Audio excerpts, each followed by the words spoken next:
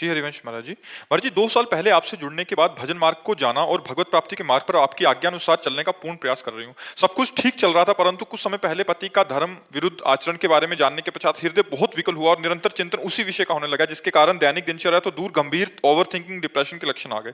मैं इससे उभर पाने में पूर्ण असमर्थता का अनुभव कर रही हूँ। मेरा चिंतन भगवान से हटकर निरंतर इस बात पर स्थित हो गया। महाराज जी, क्या ये अंतिम गति में बाधा उत्पन्न करेगा? बहुत बड़ी बाधा हो जाएगी।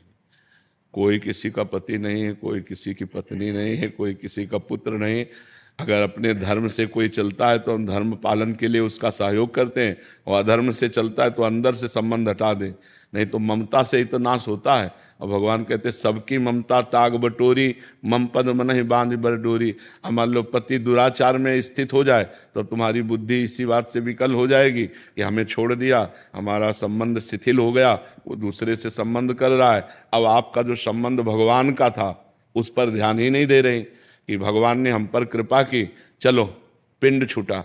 वो संसार के भोगों के लिए दूसरे को वर्ण कर रहा है, मुझे भगवान संयम से रखकर अपनी तरफ घसीट रहे हैं, तो आनंद आ जाए, अभी आनंद आ जाए कि छोड़ो, तुम्हें तो छोड़ना ही था, आज नहीं तो कल छोड़ देते हमें, क्योंकि कौन मेरे साथ जाता। आज हमें छोड़ दिया तो मेरी समझ में आ गया कि कोई मुझे प्यार नहीं करता, प्यार करने वाले एक भगवान है। चलो अच्छा हुआ कि तुमने सही आईना हमें दिखा दिया कि कोई मेरा नहीं है। अगर ये सद्भाव लाओ तो अभी भजन और बढ़ जाए कि हे भगवान, अब तो आपके सिवा कोई है नहीं। और जब पति प्रियता जागृत होगी तो ये होगा कि देखो ये हमको छोड़कर दूसरे की तरफ, तो फिर सारी बुद्धि उधर ही चली जाएगी और राग द्वेष में फंस कर ये जन्म बर्बाद हो जाएगा और कुछ नहीं। जिसका पत्नी में राग है उसको अगला जन्म स्त्री का मिलेगा, जिसका पुरुष में राग है तो जहाँ राग है वही जन्म। तो काहे को जन्म, हम भगवान की तरफ बढ़ें कि ये प्रपंच की तरफ बढ़ें। और कोई किसी का नहीं है, बिल्कुल सच्ची समझो। भोगी पुरुषों को कभी किसी से प्यार नहीं होता, केवल भोग से प्यार होता है। उससे अच्छी उसको तीसरी मिल जाए तो तीसरी से प्यार करेगा, चौथी मिल जाए तो चौथी से प्यार। उसको किसी से प्यार नहीं, उसको अपनी इंद्रिय भोग से प्यार है। तो ऐसे लोगों से क्या प्यार करे? पति रूप में हो, ठीक है, भगवान ने आपको हमारा साथी बनाया था, अब आप भटक रहे हो तो हम क्या कर सकते हैं? आप भटकिए, हम तो सतमार्ग में चलेंगे। बिल्कुल शांत होकर भगवान को अपना प्रीतम मानकर नाम जप करते हुए चलिए, दुखी मत होइए। अगर दुखी होगी तो फिर कई गंदे रास्ते निकल जाते हैं। मन कहेगा अच्छा तुम जा रहे हो गलत, तो फिर अब हम भी गलत हो रहे हैं। श्री कृष्ण तो परम प्रेम है ना, यानी कि उनका प्रेम तो कभी मिटने वाला नहीं। तो आप मुझे वो दे दीजिए, क्या पता मैं उनके बाद इसको भूल जाऊंगी। मुझे श्री कृष्ण दे दीजिए। हाँ, बस उन्हीं की शरण में रहो, भगवान से यही प्रार्थना एकांत में करो रोकर, तो बड़े कृपालु हैं। हाँ, वो बहुत करुणा करते हैं। मेरे अंदर बिल्कुल पेशेंस नहीं बचा, मेरे को श्री कृष्ण चाहिए। अब अगर वो नहीं मिलेंगे तो मुझे कौन प्रेम करेगा? हाँ, खूब नाम जप करो, खूब नाम जप करो। भगवान बड़ी कृपा करते हैं, सही मानो, भगवान बड़ी कृपा करते हैं। ऐसी बड़ी कृपा होती है जिससे जीव का सब राग नष्ट होकर भगवान की तरफ हमारी एक गति हो जाती है। इसलिए चिंता न करो, ये भी भगवान की कृपा मानो। वैभव जी, बालाघाट से। राधा वल्लभ श्री हरि। श्री हरिवंश महाराज जी। महाराज जी, भगवान श्री कृष्ण जी गीता जी में कहते हैं कि सत भी मैं हूं और असत भी मैं हूं, और ना मैं सत हूं ना मैं असत हूं। महाराज जी, इन दोनों भाव कैसे समझे महाराज जी, इन दोनों बातों को? पहली बात तो है, जब तक भगवान का भजन नहीं करोगे, बुद्धि शुद्ध नहीं होगी, तब तक भगवान की बात को समझना बड़ा कठिन है। भगवान कहते हैं मैं सत हूं और मैं भी असत हूं। तो असत क्या है और सत क्या है? जो आप ये देख रहे हो ये सब असत है। इसमें जो दिखाई नहीं दे रहा है वो सत है। जो दिखाई नहीं दे रहा वो कौन है? वो ईश्वर का अंश, परमात्मा अंश, परमात्मा स्वरूप सत है। वो दृष्टि से कहाँ दिखाई दे रहा है? और जितना दृष्टि से दिखाई दे रहा है, गो गोचर जहाँ लग मन जाई, सो सब माया जानो भाई। जहाँ तक हमारी दृष्टि जाए, जहाँ तक हमारी इंद्रियां जाएं, जहाँ तक हमारा मन जाए, वो सब माया है। जहाँ मन का प्रवेश नहीं है वो सत है, वो अपना स्वरूप है। जो अंतःकरण को बाधित करके अपने स्वरूप को पहचान लेता है वो भगवत स्वरूप हो जाता है। तो भगवान सत स्वरूप है। तो फिर ये क्या है? बोले ये असत है, तो ये भी तो भगवान है। जैसे सोना जब गहना नहीं बना था तब सोना था, जब गहना बिगड़ जाएगा तो भी सोना रहेगा। तो बीच में क्या है? सोना ही तो है। जब ये मनुष्य शरीर तुम्हें नहीं मिला था तब तुम परमात्मा स्वरूप थे। जब ये नहीं रह जाएगा तब तुम परमात्मा स्वरूप हो जाओगे। तो बीच में कौन है? परमात्मा स्वरूप ही तो है। तो ये जो सृष्टि प्रकट हुई वो स्वयं परमात्मा ही बना, कोई और नहीं बना। वही पंचभूत बना, वही इंद्रियां बना, वही मन बना, वही पूरा जगत बन गया। वासना वासुदेवस्य वासितम भुवनत्रयम् सर्वभूत निवासोस्मि वासुदेव नमोस्तुते। वो वासुदेव भगवान अपनी ही इच्छा से अपने आप को इस संसार के रूप में प्रकट कर लिया। तो जब बोध होता है तो होता है वासुदेवा सर्वमित समात्मा सुदुर्लभा।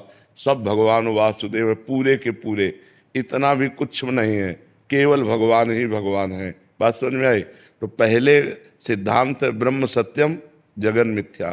पहले हम ब्रह्म को सत्य मान करके जगत को मिथ्या जान करके इसका त्याग करते हैं। जब जगत का त्याग होकर ब्रह्म स्वरूप में स्थित होते हैं तो सर्वम खलमिदम ब्रह्म, सब ब्रह्म ही है। अब जो भगवान ने कहा मैं सत और असत दोनों से परे हूं, जैसे हमारा ये शरीर असत है, ये भगवान नहीं है। हमारा जो स्वरूप है भगवान का अंश है, पुरुष, लेकिन पुरुषोत्तम उससे भी परे है। हम इतना ही जान लिया तो सब कुछ नहीं जान लिया। वेद नेति नेति कहते हैं, इसलिए वो सत्य भी है, वो असत भी है, वो सत असत दोनों से परे भी है। तो भगवान का स्वरूप ये जितने भी आप देख रहे हो पूरे के पूरे भगवान के स्वरूप हैं। पर कहाँ भगवान है? जब तक हमें ज्ञान नहीं होगा तब तक हमें अनुभव में नहीं आएगा। वो असत भी है, वो सत्य भी है, ना वो सत है ना वो असत है। वो क्या है आज तक पूर्ण रूप से कोई नहीं वर्णन कर पाया। वेद भी नेति नेति करके वर्णन करते हैं, तो इसीलिए संत महात्मा जन अनुभव कर लेते हैं, अनुभव करके उन्हीं में लीन हो जाते हैं। जैसे समुद्र की तरंग समुद्र ही है, वायु विकार होने के कारण तरंग नाम पड़ा। जहां वायु विकार हटा तो समुद्र में लीन हो गई। समुद्र से करोड़ों तरंग उत्पन्न होती है, लेकिन एक तरंग क्या समुद्र उत्पन्न कर सकती है? क्या नहीं कर सकती ना। ऐसे ही हम करोड़ों अंश रूप में भगवान के हैं, लेकिन भगवान तो समुद्र है। हम जैसी तरंगे भगवान रूपी समुद्र में करोड़ों असंख्यों अरबों अनंतों प्रकट होती हैं, लेकिन एक तरंग की ताकत नहीं कि समुद्र प्रकट कर दे। वायु हटा वो समुद्र रूप हो गया। तो माया का विकार होने के कारण हम ब्रह्म से विलग अपने को मानकर स्त्री पुरुष जड़ चैतन्य भेद देख रहे हैं। और जब माया का विकार हटा तो सब लहरें समुद्र ही है, वो शांत समुद्र हो गया। तो परमात्मा को जानना पूर्ण रूप से वो अनुभवगम्य है। अनिर्वचनीयम स्वरूपम, परमात्मा का क्या स्वरूप है? वो अनिर्वचनीय है। वो सत्य भी है, वो असत भी है, वो सत और असत दोनों से परे भी है। जी। अश्विनी मिश्रा जी कनाडा से। जय सिया राम महाराज जी, आपके चरणों में कोटि कोटि प्रणाम। महाराज जी, आत्मा प्राण और चेतना में क्या अंतर है? आत्मा प्राण और चेतना। प्राण स्थूल शरीर में जो आ जा रहे हैं इन्हें कहते हैं। ये 5 प्रकार के होते हैं, प्राण अपान व्यान समान उदान।